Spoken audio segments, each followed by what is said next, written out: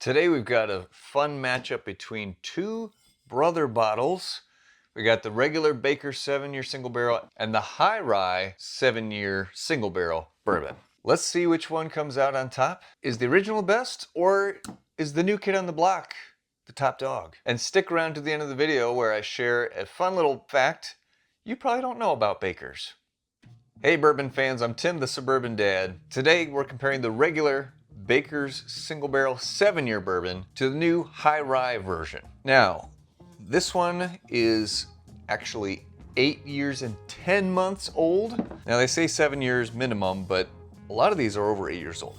This one is 7.5 years, 7 years, 6 months old. If you didn't know, Baker's comes from the Jim Beam distillery, and they do not disclose what their mash bill is for Baker's. So when they say High Rye, we don't know what that means. It could be 2% more, it could be 20% more, it could be 50% more, who knows? Either way, I'm excited to compare these two. Let's get right to it, enough chitter chatter. So both these are 107 proof, that's standard for Baker's. We'll say Booker's there, it's not Booker's. Now, I did get to try the High Rye at a local bourbon festival back in October. I thought it was pretty decent, so I'll be interested to see how it matches up to the regular one. If you guys ever saw all of the footage of me trying to open a bourbon bottle, it would be ridiculously long.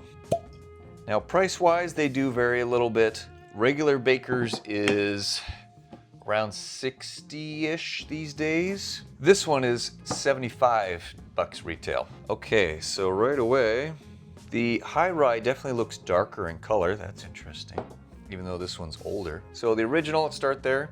I mean, Baker's is just a great pour. It's got the rich, caramely, brown sugary, peanutty nose.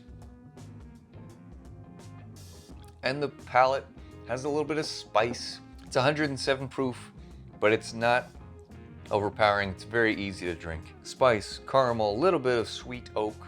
Very, very nice. Nice lasting finish. Some vanilla pops up at the end. Really quite a nice, enjoyable pour. So the High Rye version, definitely more spice on the nose. Big difference on the nose right away. A lot more rye spice, herbally notes to it. Still a little bit of peanut butter in there, but more of an earthy, mineral, minty type tone to it. Let's try it. Now keep in mind, these are single barrels, so what I tried at the festival is not going to be the same as what's inside this bottle. And what you've tried with Baker's is not going to be the same as what I have in this bottle. So just keep that in mind. There could be better bottles of this, there could be better bottles of this, or vice versa, or worse, or whatever.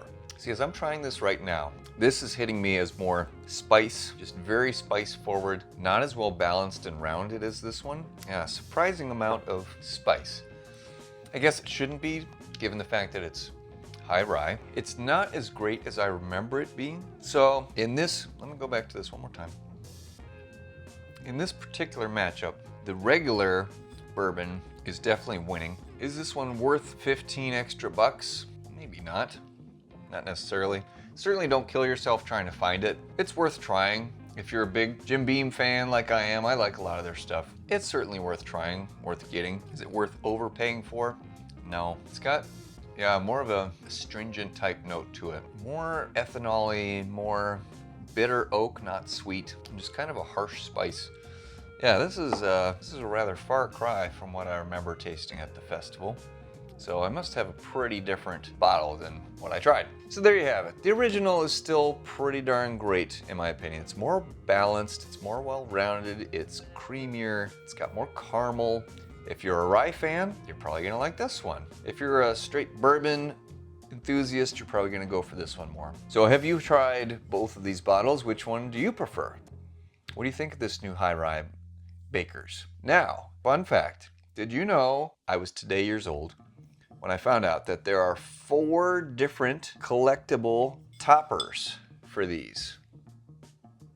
Notice they're different. I just so happened to get 2 different toppers, and they're not that exciting. I mean, nobody's gonna start a barrel stave with all 4 Bakers. It's not like Blanton's, it doesn't have the same appeal, but I didn't realize that that was a thing. So there you go, fun fact for today. Thanks for watching all the way to the end. Make sure you like this video and subscribe to the channel. Until next time, cheers.